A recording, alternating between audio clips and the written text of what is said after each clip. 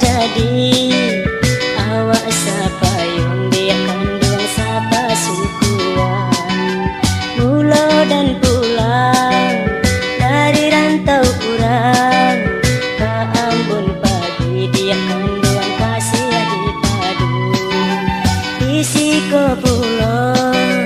malarai sayang bakare erokan dia kandung malah jadinya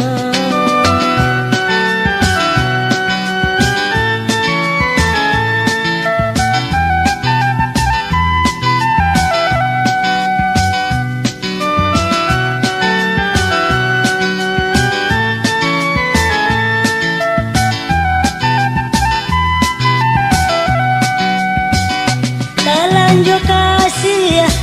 dia kita padu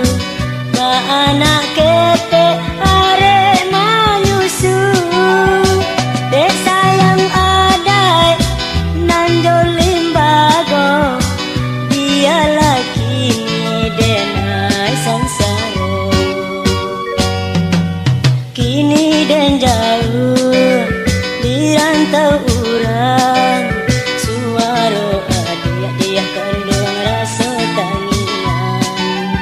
anta pabilo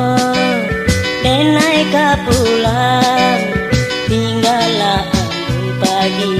tinggallah sayang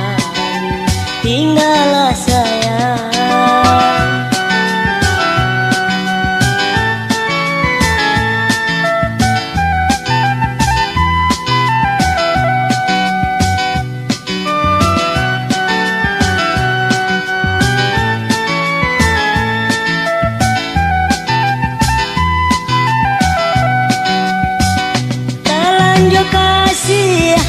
dia kita padu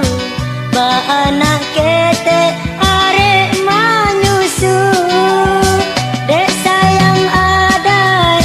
nanjolin bago dia